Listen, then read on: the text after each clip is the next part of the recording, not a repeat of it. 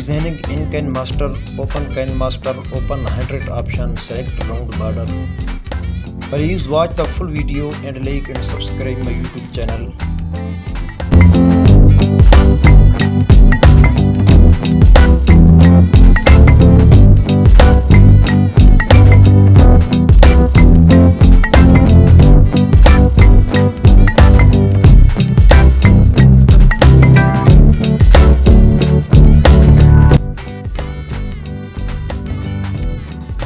After this process, your video is complete.